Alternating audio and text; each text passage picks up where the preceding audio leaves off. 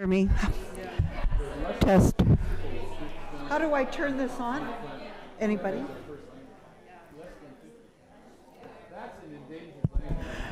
Test. So my kids? What, like, I've never done this before. Like this? You can hear me? I'm proud of them. We're I can't live. hear it. Can you hear me? Anybody? No. I hear you because I'm standing right Yeah.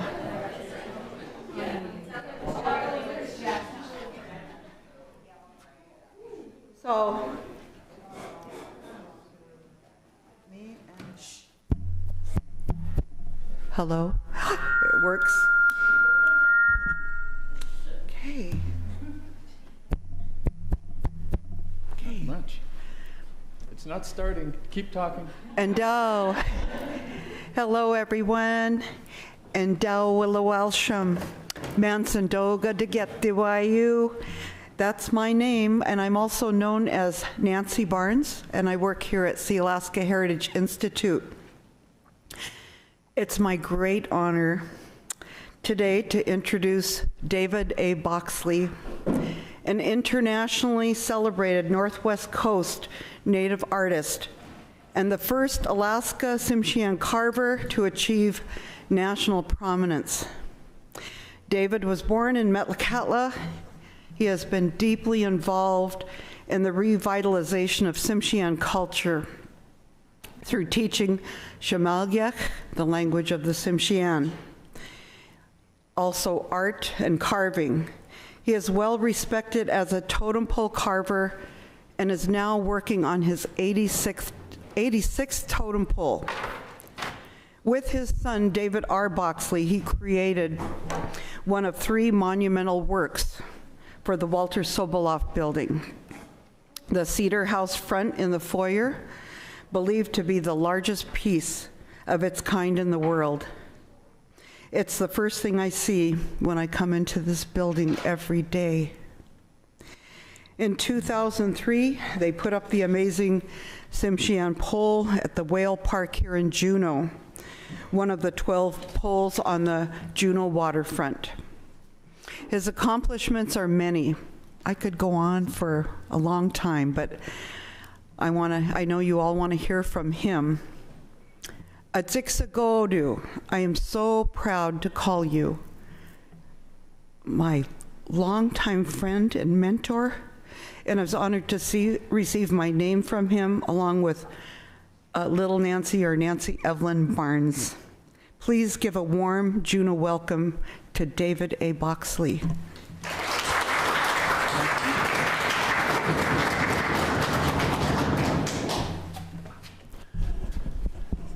Doichs and death, Lu Amagoru, they will haitku Tshimshian geon.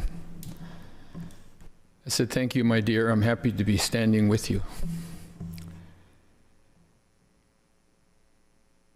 Nispuptsan du wayu. Metlakatla, Alaska, du will watku. Lakskig dipt ero ap lurult Tsimshiano. Lu amagoru, du will haitku. Shagyan, de matlada kwan. Go na jabu de khatnig na de duulsu. Happy to be standing in front of you today to talk a bit about what I have done in my life. You're going to see a lot today. It's a very personal journey. All of the, what we would call, I guess you would call the major known artists like Robert Davidson and Nathan Jackson and guys like that. We've all had our own journey, our own personal journey, and we've affected a lot of people in, we hope, a good, positive way. And but we all take a different route to get to wherever we are these days. And the images that you're about to see, and I'm going to show you a lot, are my journey. The idea for this lecture came from the thought that our art, me being Tsimshian, I'm saying Tsimshian art, but it's really Northwest Coast art. Tlingit Haida Tsimshian all follow the same two-dimensional rules. Am I doing okay?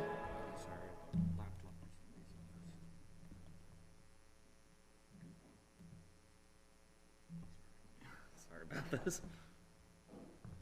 That's okay. Forgot what I was talking about.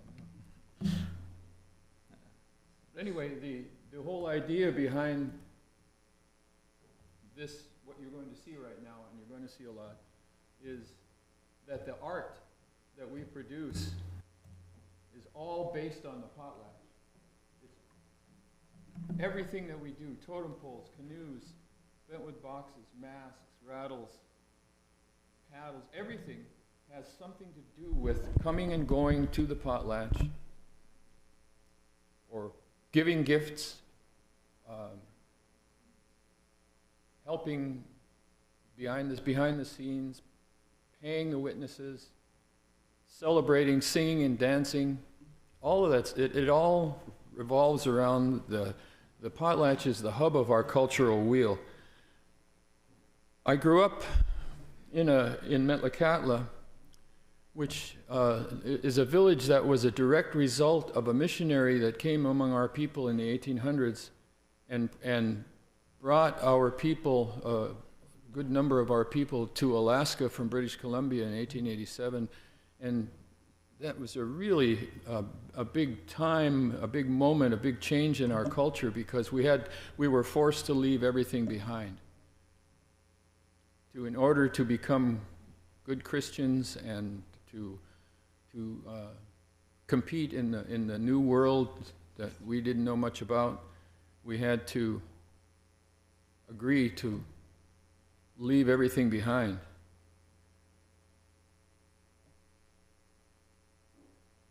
So I'm hitting the button and nothing is happening.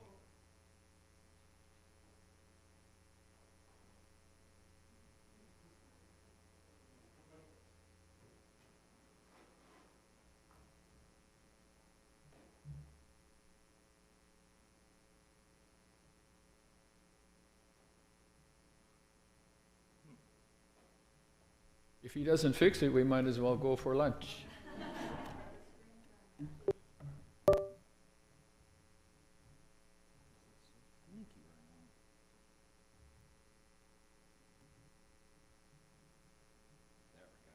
You sure?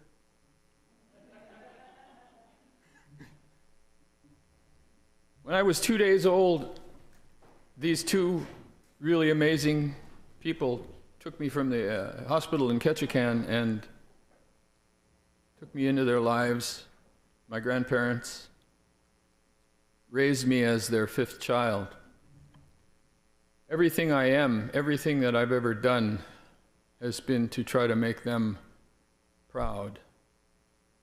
They've been gone for a while now, but I see them every day in my photos in my shop, and I listen to them in my head.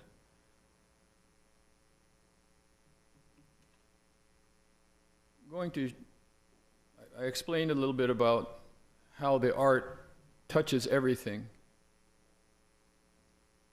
You're going to see a lot today. The photo on the top left was my first attempt at selling a totem pole, model totem pole, actually to the gift shop at the Juneau airport. I sent it to them and they sent it back to me and said, they're not very good, we can't use them. The bottom right, it was my very first show. I kind of did my art kind of backwards. I didn't know who to ask, I didn't know who to go to. So I just copied totem poles out of books, Tlingit and Haida mostly, because I had never even seen a Tsimshian totem pole until I went to the museums in British Columbia. I went to this museum in New York about 35 years ago, and I'm going to tell you more about that in a little while, but I couldn't go into this hall. This was the Northwest Coast Hall. It felt like the air was jello. It's such an emotional thing that happened, because I didn't know that all of our art and our culture was in museums like that. I'd never seen that before, and I knew that most of my own people had never seen that either. So I left. I couldn't walk in there, and I went and looked at dinosaurs for a little while. And I came back, and I spent 3.5 hours looking in every one of those little cubby holes, little alcoves, until I made it all the way through there. A couple of years ago, and you'll see it later on in the slides, I was hired, or was asked to be the Tsimshian representative to redo that hall after 100 years. And when I first walked through it, it was really dark and poorly documented. But now it's probably one of the very best Northwest Coast exhibits of any museum anywhere. If you ever go to New York, I would recommend you see it.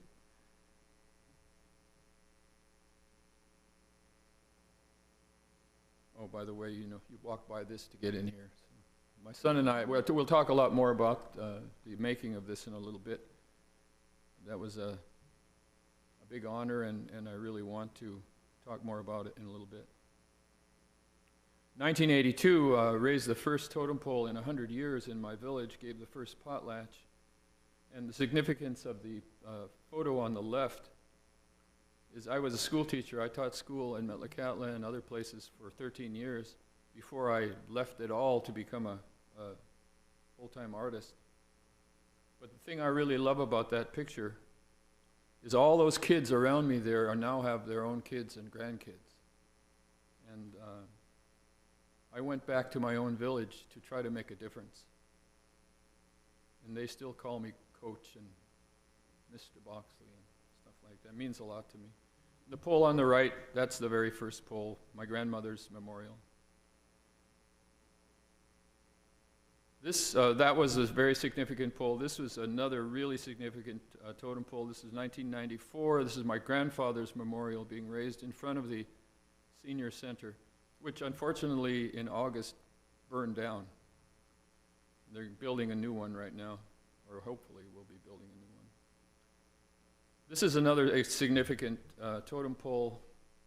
This is my wife's sister's memorial. Her name was Cindy James. You might have heard me say this in performances. She was a very dear friend of mine, and she died of cancer at 51, way too young, and left a big hole in our family and also in my dance group. This is at Northwest Hospital in Seattle, and you'll see many more pictures as we go along here.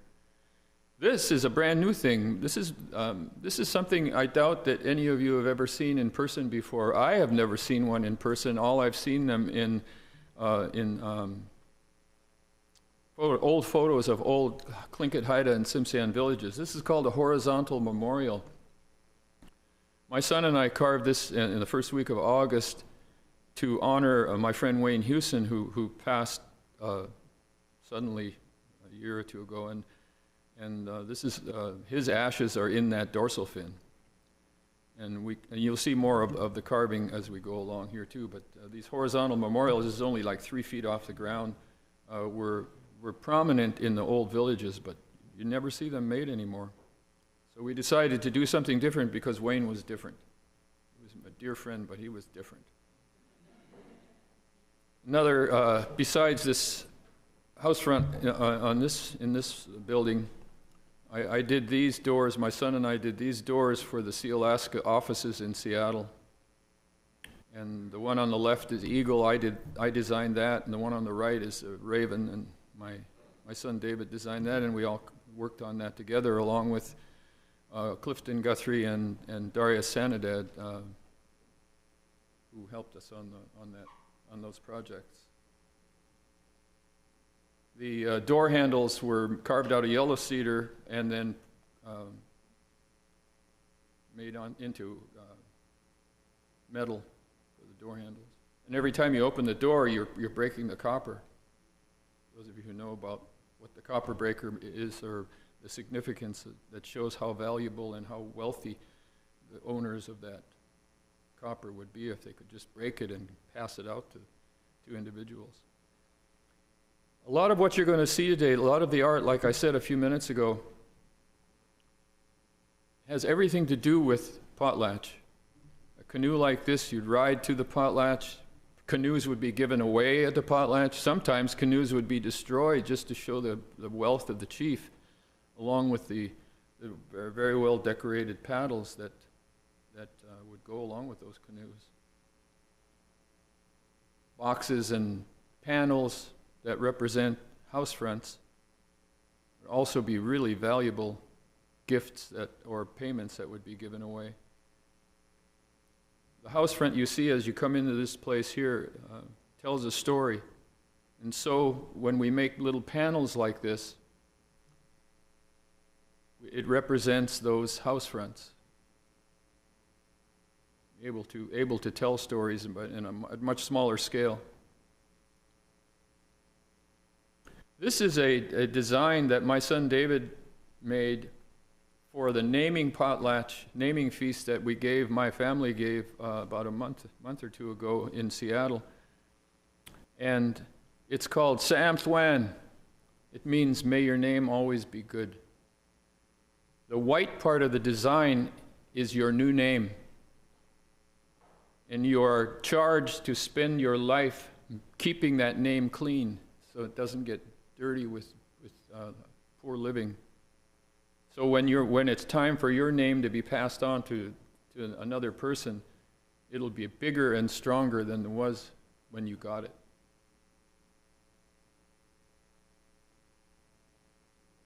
We gave away, or I gave, 43 new names at this feast. My grandson in the red t-shirt was one of our family that I made get up in front of everyone and speak our language and say their name, say their clan, introduce themselves to the world. Those are his parents behind him, and then names were given to the little ones you see in the other pictures. But 43 new names.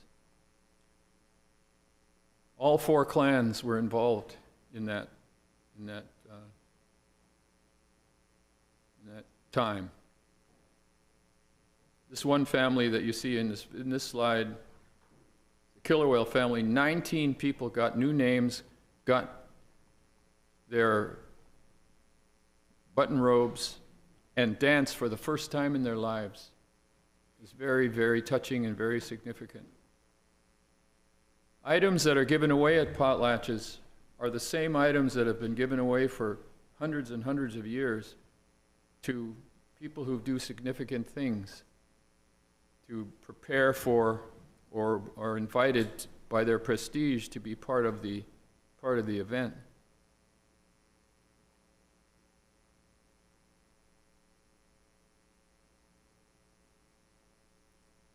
Items like these can be used to hold food, but also to pass out food, and ultimately given to high-ranking people as a payment for their time. Very proud to say that this family my wife's family has accepted me. I'm a grandpa to 10 grandkids. And I put this slide in there because it takes so many hands to make a potlatch, to make a feast. Can't do it by yourself. It's impossible. And this family everybody loves each other, and they work together, and they came together to feed all of these people.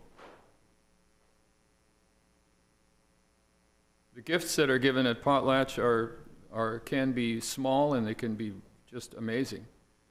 This slide shows bentwood boxes and other things that were given at my mother's potlatch. And I gave the biggest things to the people that took care of her in her declining time.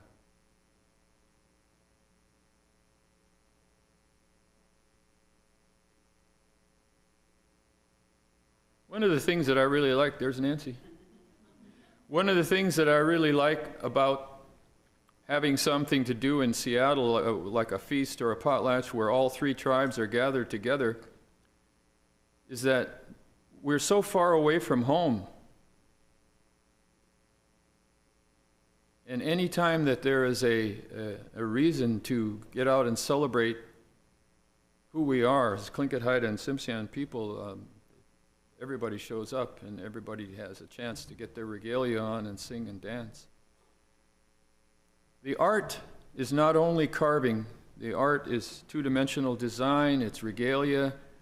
You're going to see my grandson a lot in this video. My wife put this PowerPoint together, and you know who her favorite person in the world is. And my grandson is 7.5 years old, second grade, and he ordered his regalia. He said, "Yaya," meaning me, "this is what I want."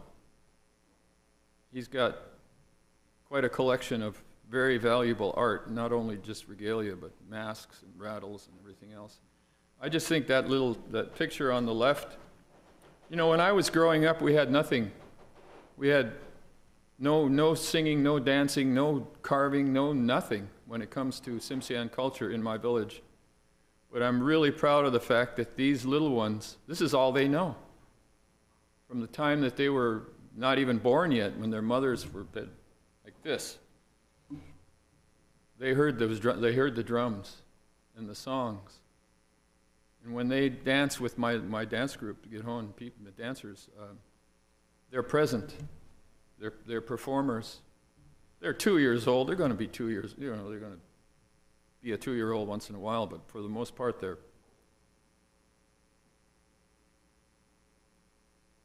The passing on from father to son. This is my grandson and his father dancing together.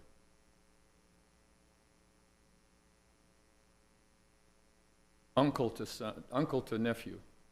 Now, the reason I put this one in is because headdresses leave your face open to the world so everyone can see what your clan is. When you're wearing a mask that covers your face, you're telling more of a legend or a story, and using the masks to further the culture.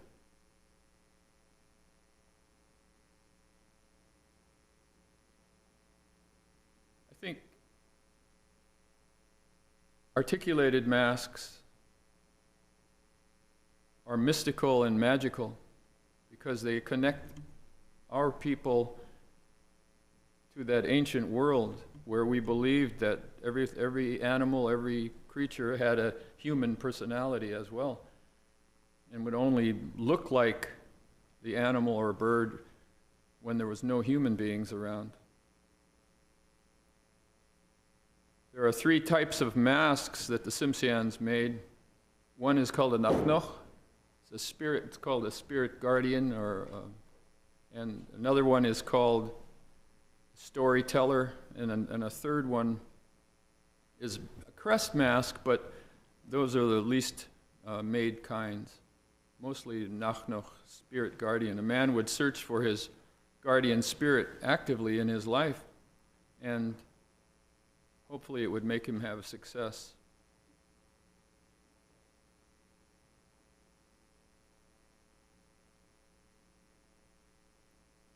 Masks come to life in performances, tell stories, the eyes open and close, the masks open and close. Use them as, you know, when I went to museums when I was learning about all this stuff, almost 99% of everything I know comes from my research in museums. And I found that middle mask, it's a beaver mask that the eyes open and close. Normally, when the eyes open and close on a mask, you have strings that open and close like this. But that one is very ancient.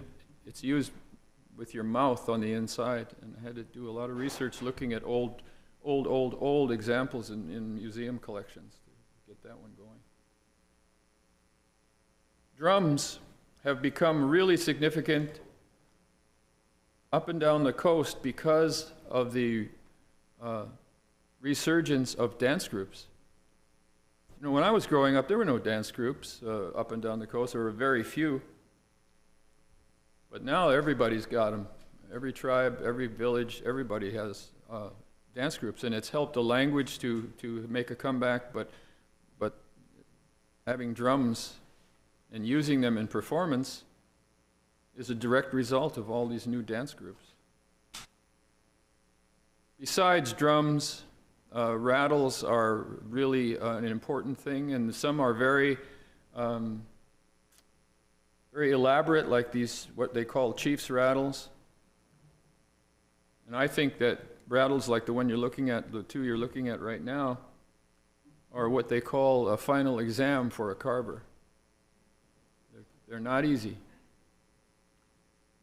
But there are lots of other kinds of rattles and percussion instruments, like in the middle, that's a clapper, and then a globe rattle, and then a very, very fancy shaman type rattle. One of the reasons that I'm moving along like this, one, I don't want to bore you, but the other is I have so many photos to show you today that if I talk about each one for as much as I want to talk about it, we'll be here for 2 hours.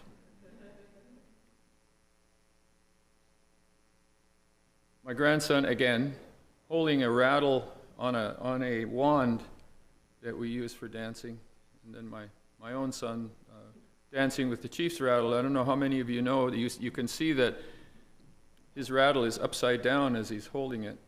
That's so the raven won't fly away. Very proud of this group. This was in Washington, D.C. a couple of months ago. We danced at the Folklife Festival. We had 6 performances, 3 indoors, 3 outdoors, and it was 95 degrees outdoors.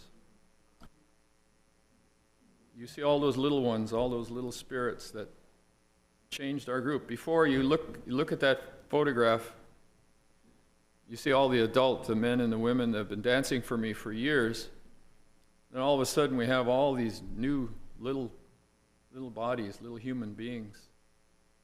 Changed our group. Makes me very happy. I need to live to be 90 years old, so I want to see them grow up too.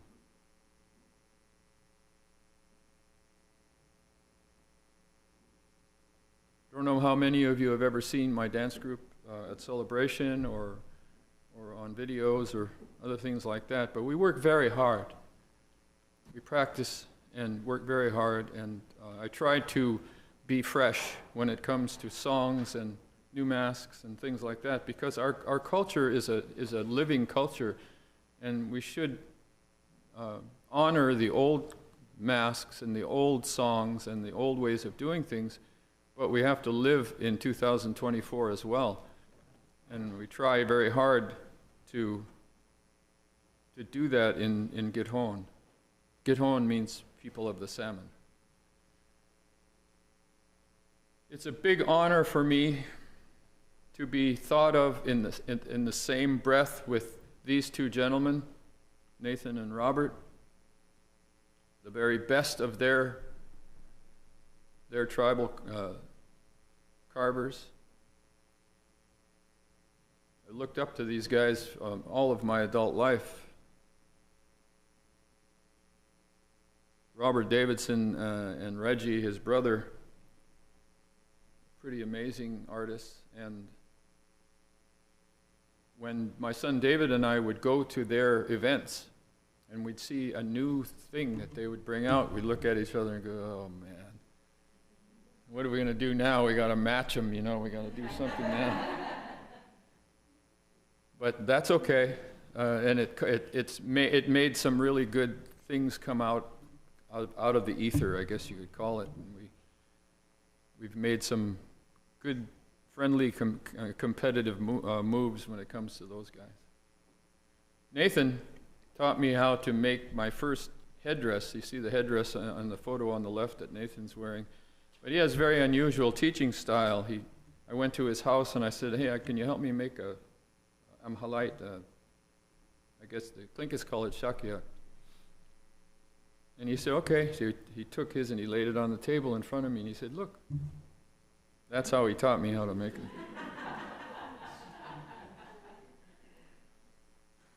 Bill Holm, pretty well-known man, wrote a lot of books, affected a lot of artists, native and non-native, in their journey to learn the art of our people.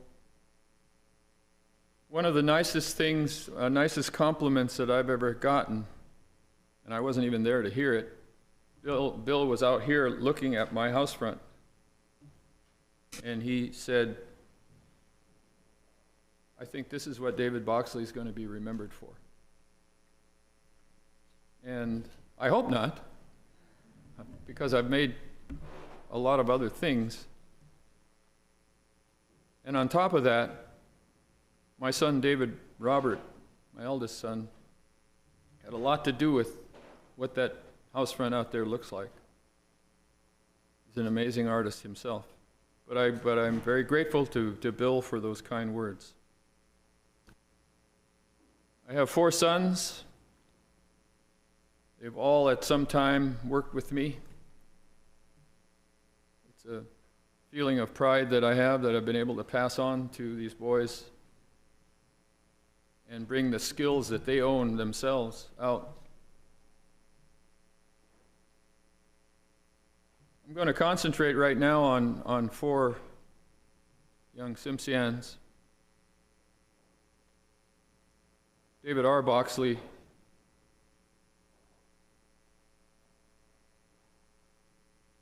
who I think is the finest Tsimshian artist living. People tell me I'm pretty good, but he's great. And every father should have to be able to say that about his children, that they're better than he was. It's some of his artwork. You've seen his totem pole right there. That's down by the whale. This is it. And the pole in the middle is the one he did with Clifton, his good friend Clifton. I'm going to talk about him in a second. This is Clifton Guthrie. I adopted him as my nephew some years ago.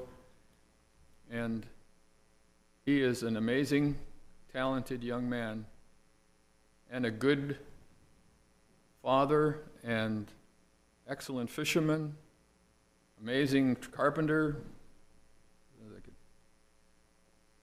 Anyway, I just want people to know that they're going to keep hearing about him as time goes by. My younger son, Zach, is probably the best box maker that I know of. He makes all my boxes and paddles and drums. Doesn't have a lot of interest in design or carving himself, but he keeps himself involved with these things. This is my wife's younger son, Dylan. This is his first totem pole, his very first totem pole. And he's just about to start on his first large totem pole in about 2 weeks. He's an amazing dancer and becoming a very accomplished artist that galleries are beginning to notice him. This young lady is a Tsimshian. Her great uncle was from Metlakatla. She's been a student of mine for a number of years. She's in that picture on the left, she's holding her very first mask.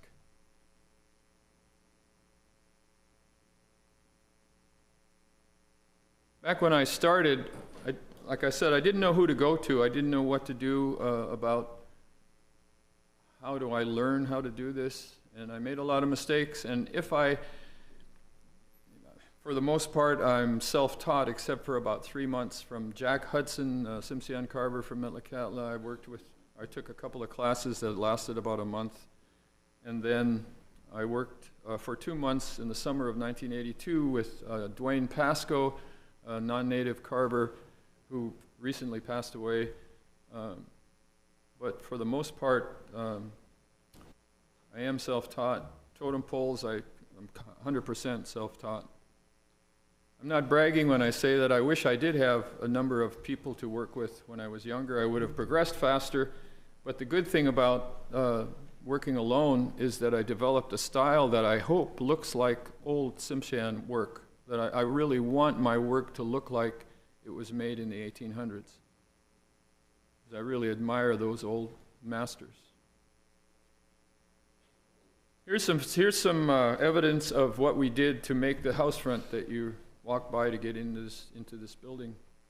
We started with a drawing, blew the drawing up, cut the stencils out of the drawing, applied them to the boards. We could only work on 4 boards at a time. There are 43 boards. We worked on 4 boards at a time, did all the drawing. We kept moving them out of the way one at a time until we got got the whole thing drawn. Then we started over and painted all 43 boards, 4 at a time. And then we started over, clamped them together, and carved them 4 at a time.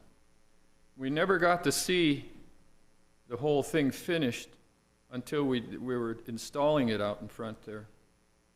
It was quite an experience to see that. And when we got to the very bottom right slide, you see see that space? There was 1 board left, and it didn't fit. It was off like this much. Really hard to carve something you've already finished and never expect it to work on again. But we did. We moved fooled around a little bit, and it's fine. You never know the difference looking at it out there. And then we had part of the day that this whole building, this wonderful piece of art itself, with Preston's work and Robert's work out in the front and my work, it's one of the biggest honors of my life to be asked to make that house front. My sister-in-law, Cindy, as I said, was just a dear friend of mine, and in 2016, she was here dancing with us when we were the lead group at Celebration, and she was already really having a hard time with her cancer, and when we went back to Seattle 2 months later, she passed. So before she died, though, I had some good conversations with her in the hospital about what she wanted on the totem pole and how she wanted it to go. We got the log, and her nephews and myself, we prepared it, carved it. People in the family helped to paint it. Took it out and raised it. It looks like one of those ultimate, what do you call that when you take a picture behind somebody, they don't know you're there? It's my son David peeking out from behind the pole there, yeah. And this was the celebration, the first time we had it. This was 8 years ago. Just recently, we refurbished that pole and had a rededication, that ceremony of that pole. Pollution, just in 7 years, blackened the pole, and we power washed it and repainted it and resealed it. This is the work that we did on the killer whale horizontal memorial this summer. It's 9 feet. We added the dorsal fin. don't know why I'm telling you this, but my son and I carved this pole in 10 days, or this piece in 10 days, 12-hour days. It was dedicated on the 6th of August, and my friend Wayne's family put on a potlatch by the killer whale people, killer whale clan. This is working on the doors. Clifton and my son Dar and David and I worked on the doors for the Sealaska offices in Seattle. It's only the second time in 45 years that I've worked on a panel with four designs carved on both sides. You see on the bottom left there, that's one of the doors. It's carved completely on the other side also. Making bentwood boxes over the years has been something that people are really interested in, regardless of whether they're big box drums like this or small boards, small boxes. Bentwood boxes really represent the old days when everyone knew how to do that. And totem pole or boxes were the only item of furniture in the old longhouses like you're sitting in now. They were used to hold water, to hold food, to hold clothing, eventually to hold the remains of a chief. This photo with the box drums, I'm very proud to say that I'm the first one to bring box drums back to the U.S. side of the border when it comes to Northwest Coast carving. Okay, I did a class in Ketchikan, and 10 boxes were made, 10 box drums were made, and one of my students, actually Wayne, the person I did the killer whale for, went back to Metlakatla a few months later and taught a class himself and made 10 more boxes. And then there was a potlatch a month or two after that in Metlakatla, and something I have never seen before happened. There were 18 box drums playing at the same time, along with 50 skin drums, and you could just feel the air going like this. I've never seen that before. We have photos of it, and I think there's some video of it, but 18 box drums makes a big noise. One box drum makes a real big difference. Boom, boom, boom, boom. You see in box drums now at celebrations, it's kind of because of the start that we had a few years ago. This is the American Museum of Natural History in New York that I was talking about in an earlier slide that I couldn't walk in. This is what it looks like now. It's all bright, very well documented. Our language is everywhere. All 12 tribes that are represented in there, their language is everywhere. You can see videos and you hear the people, hear the languages being spoken. This is one of my very favorite photographs I've ever seen of my grandson and I, because they allowed us to be the first, when the doors opened and that place was brand new and had just been finished and was just open, they allowed my grandson and I to show generations the passing on of the culture, to walk into that place together. It means a lot to me. And then we danced. You see the little photo on the left, my little raven. This is a blatant promotion. The bookstore or the gift shop has a copy of my book.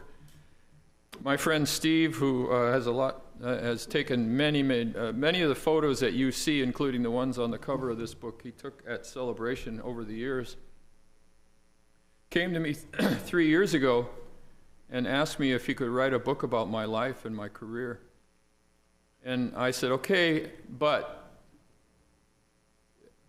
I grew up in a village where people don't look kindly on people bragging about themselves. It's a native thing, right? You don't go bragging about yourself, which is one of the reasons it's very hard for me to stand in front of you today and talk about things that I've done, because it's not normal for me to do that. And I said the book needs to say how fortunate I have been to have had the life I've had, and how I'm just so lucky to have had a chance to affect my own people in a positive way, and I'm continuing to do that. One of the things that means the most to me is these grandkids that I get a chance to pass on things to. It's very neat to open the door, walk into my house, and have 2 or 3 of them there. Our house is a gathering point for our whole family. And you hear the little ones just coming, yeah, and they just come running, and, you know, man, there's nothing like that. We get a chance to, my grandson and I and other members of our group periodically get to go to schools and sing and dance and talk about the culture and try to educate people to get rid of some of the stereotypes that people might have. This slide shows my son David and his girlfriend Candy from Metlakatla demonstrating in 95-degree heat in Washington, D.C. during the Folklife Festival. They didn't get a lot of work done because it was so hot, but they smiled when they took a picture. The language of the Tsimshian people is called Shm'algyack. It means the true language. I was telling Nancy a few minutes ago, there are millions of people who speak Spanish. Millions. There are millions of people who speak French and German and Russian and English. Millions. There are less than 50 people on this planet that speak Shm'algyack left as their first language. So you look around this room, this is how many people there are left on the planet.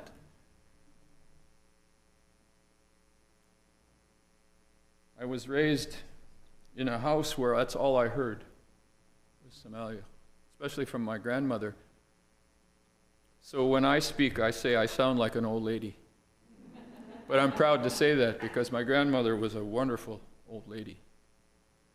Both my grandparents were born in the 1800s. And they are the reason that I am who I am. Just want to show you some of the more significant totem poles that I've had opportunity to be part of. This first one is not mine. This is my son David's that he carved to honor my mother.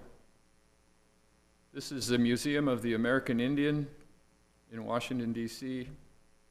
Was commissioned to do that pole a few years ago. This was the beginning of it in my shop when I lived in Kingston, Washington. My boys and I working on it. And my son David and I shipped it out to Washington, D.C., and we worked on it the last 2 weeks, finishing it in, we were on, what do you call it, live stream? And there were a couple of young teachers, friends of ours in Metlakatla, who are like 1st grade and 3rd grade or something, and they would text us because they were watching it on this live stream, and they'd ask us to wave every once in a while, so we'd have to turn and see where the camera was and wave, and the teacher would text back and say the kids are waving back at the monitor. And the really great thing about that time, because we had a lot of press, newspapers and TV interviews and things like that, but the really great time for us was the fact that I found out what in the cloud means. And so for 2 weeks while we were out there, the word Tsimshian and the word Metlakatla were in the cloud. So all over the world, my little village of 1,200 people was front and center, and that really meant a lot to us. The totem poles in front of my house in Metlakatla, so that white house there is where my son lives, is my home. Left to right, the totem pole he did for my mother. The one in the middle is a replica that my son and I made of my grandmother's totem pole, and the one on the right is a pole honoring my son's paternal grandfather. And then again, this is Cindy's totem pole, carving of that, and the potlatch that we had for her. I have 3 totem poles at Epcot at Walt Disney World.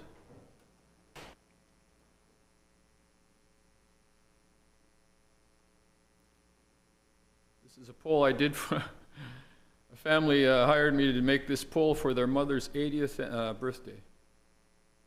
Just because.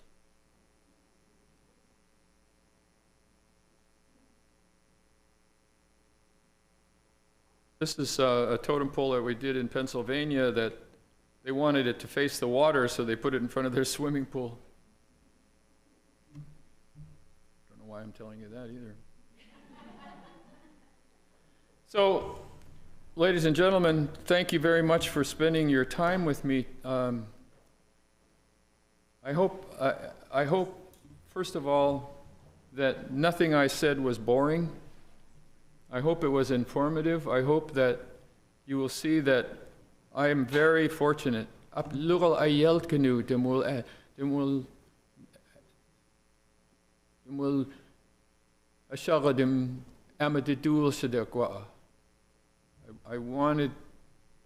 wanted you to know that I want a good life for all of us.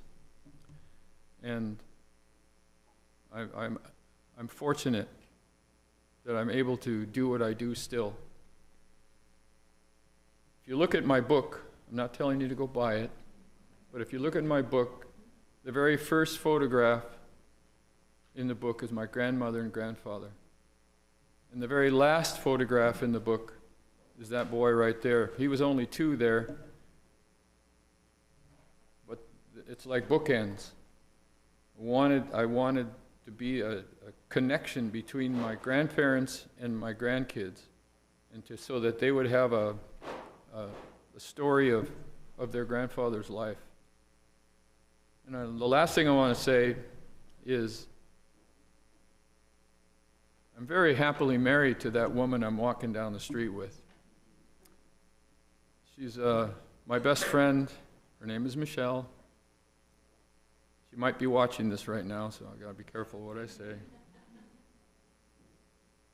But she's a good partner, and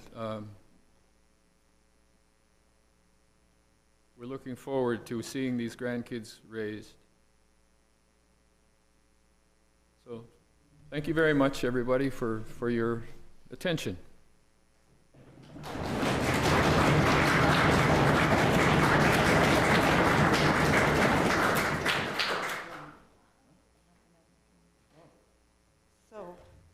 I'm going to go to the questions online. There's a couple. The first one is, if someone wants to learn and does not have access to established artists teaching them, how do you recommend they get started? First of all, traveling can't be easy for everybody, but going to where the art is, like coming to Juneau and seeing the collections here and looking at buildings like this and visiting with local artists up and down the coast, just visiting and making connections, that's one way to do it. Another way is to visit as many museums that have collections that are really worth looking at. And the other is buying as many books as you can buy to look at what you're doing. If you're really serious about being an artist, it's not easy. It's really difficult to make a living, to work as an artist. It's hard work, it's physical labor, lots and lots and lots of time by yourself. I spent a lot of time alone in my shop. And, but then people see the results, and ooh, kind of thing. But they don't see all of that blood, sweat, and tears. So that's my answer. Are there any questions from the audience here? Do we have the microphone?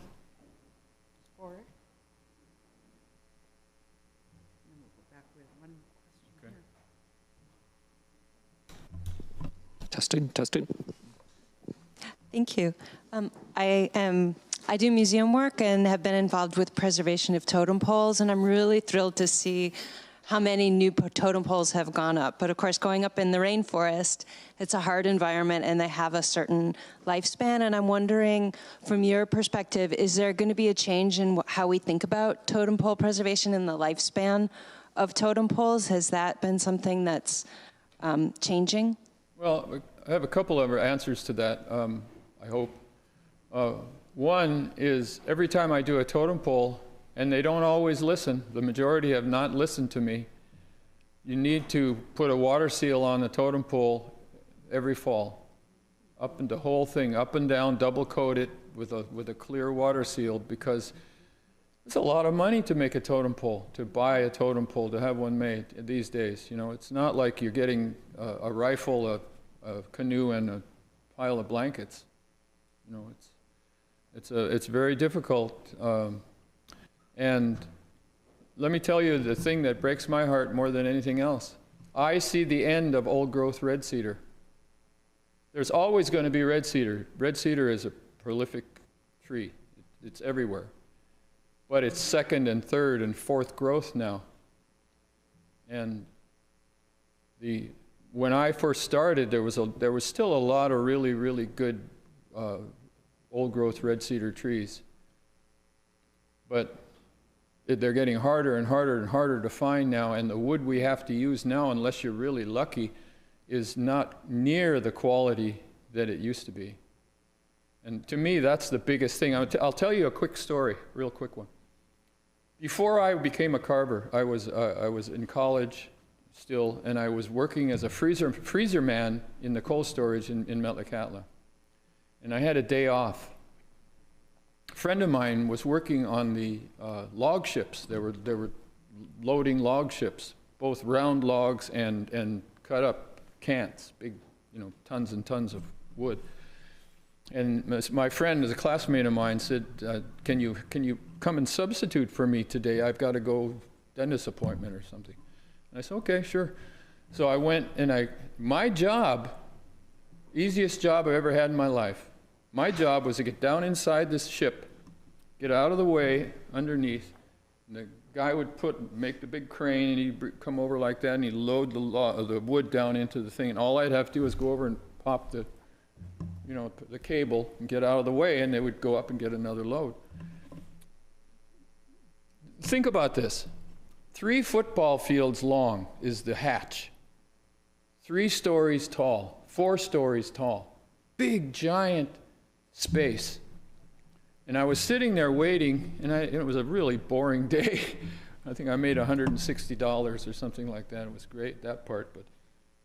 But I was watching this wood come down into this space. And this was before I had ever become a carver. I was drawing and painting and things like that, but I was not doing a carve. I thought to myself, all of the totem poles that have ever been carved, ever, would not fill one of those ships. And just think of how many thousands of ships have left the Northwest coast to go to Asia or California or New York or wherever people wanted to put wooden shingles on their homes. What a waste of that beautiful, tight grain, old growth cedar, because that you can't, I went out to mills in Washington when I first moved down there, and I went to this one mill. I wish I had taken pictures. We drove into this mill. It was the biggest mill in a place called Forks out on the Olympic Peninsula. And there were these logs that were wider on the butt end that I could reach, stacked 5 or 6 high, 40 feet long. They were all just laying there, and they're all perfect. No knots, no tree, no branches, nothing. Perfect. All of those mills have been closed now for 25 years because they ran out of wood. But they were using those to make shingles for homes. All that canoe wood, all that totem pole wood, all those bent, you know, when you don't have, am I talking too long? When you don't have old growth cedar, you don't have bentwood boxes, you don't have canoes, you don't have totem poles, you don't have paddles, you don't have panels, because you need that tight grain. Look at this house front when you go back out there and see if you can count the grain. You can't. It's the most beautiful wood we ever worked on for that one and the doors that we did for the Sealaska place there. I hope I answered the question, but those are my concerns, you know. I feel bad for my son's generation and this generation, because they're not going to have that old growth cedar. You know, they're going to have to be carving other kinds of wood, and it's just not the same. A lot of those evergreens are all pitchy and twisted and big knots. So we might have time for a few more questions. Sorry, I talked too much. That's okay. Do you feel like singing a song? You have another question? Is there any questions in the audience? And I'm going to ask him to sing a song. Juno? Hello. I was wondering how you are discovering the differences between the clans. Have you decided to study each of the clans, or have you found the differences more by working in your own cultural style? Not real sure what you mean by that. Clans meaning different tribes, or Different tribes, yeah. well, yeah, there's a real big difference in, you know, in two-dimensional art it's the same. Yeah. We all follow the same rules, you know, the ovoid and the U-forms and how things are supposed to go together. Those things are, I mean, those rules are as old as our culture. To do that, to do it right, you know, you have to follow those rules. But it's in sculpture that Tlingit, Haida, and Tsimshian work, Kwakwaka'wakw work, Salish, very different from each other. And there are certain things like totem. I think the two main things that show the difference between the three northern tribes: totem poles and masks. Just the way they're made. Tsimshian masks have a look like there's an actual skeleton underneath the classic ones anyway. Like there's actually bone underneath the skin. A little bit more sculptural. Totem poles too. The Tsimshian totem poles. If you look, the one figure is stacked on top of the other, and the Tlingits are a lot like that too. But the Haida totem poles are all interlocked, so sometimes you can't tell where one figure ends and the other begins. I don't know if any of you saw Reggie's pole that was just raised a couple days ago in Craig. Kind of they wanted to unite the Alaskan and Canadian Haidas. But it's really obvious to see the difference.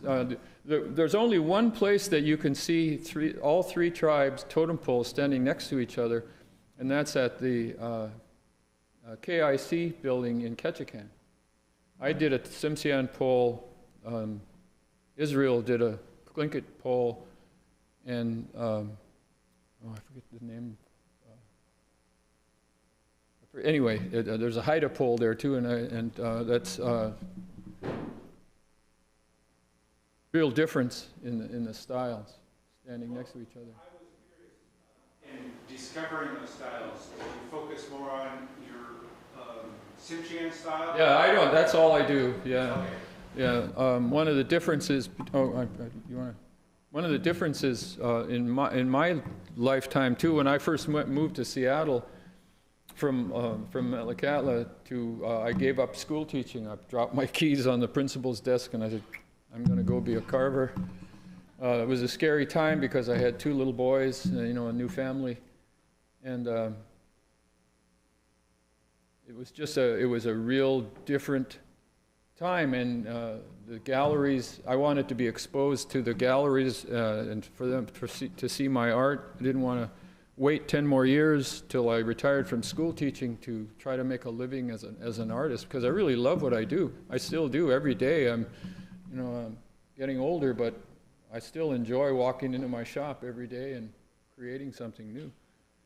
But I saw what was in the galleries in the Seattle, Portland area during that time, and there were people, especially non-native carvers, who would just jump from one tribal style to another just to make something that would sell. And I've never appreciated that very much, and wanted to make sure that I became the best one I could be, not the best ever, but I wanted to be the best artist that I could be in our tribal style. And it just, it's just making a lot of chips, man. Just a lot of work. Just one other question from the chat. Someone would like to know, what classes do you have coming up, either art or language? Yeah. I'm a pretty busy guy. I'm just starting I'm in the middle of my 86th totem pole right now. I'm not saying that to sound bragging. Somebody asked me years ago how many poles I had done, and it was about 40 something at that time. So, ever since then, when you do another one, you add it on, and pretty soon, My son David says, "Come on, Dad, 100. Come on now, you got it. Get 100. You can get 10 more years. Come on, geez, I'll be 90 years old, 80 years old by then." But I forgot what was the question? Just your upcoming class. Oh, I'm going to be teaching a class in our language starting on the 24th in Seattle, Shm'algyack class for about a month. And then we've been really busy with totem poles and other projects, but I do have plans to do classes in my shop, bentwood boxes, masks, things like that. One of the things that makes it difficult is just trying to make a living at the same time too. So, yeah. Okay. Do you have time to do a quick song? Not to put you on the spot, but I happen to have a drum just to end it. And we wanted to thank the TCLL children for being here. Yeah. I hope you guys, you were interested. I hope I didn't put you to sleep or anything. Yeah. You can stand up and dance. Okay, so this is her idea. I didn't plan on this at all.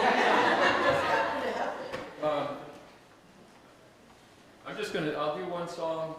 This is my mother's song. And anyway, this is a song that we do to warm ourselves up before we come out into the dance floor, and to say we're here with good intentions. Yeah, hey, hi, hey, hi, yeah, hi, hey, hi, yeah, hi, yeah, hey, hi, hey, hi, yeah, hi, yeah, hi, yeah, hey, hey, hey. Hey, hey, hey. Kamongisum, Kaskwiskusum, Sippendasse Moiget, Kanistusum, Sippendasse Moiget, Kanistusum, hey, hey, hey. Hey, hey, hey. Yeah, hey, hey, hey. Yeah, hey, hey, hey,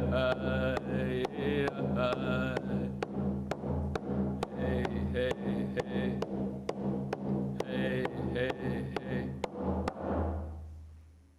Smile. That song, my mother, you put it on a piece of paper and taped it to her wall. Smile, be happy, God loves you. My son David translated that into our language. So I remember my mom when I sing that song.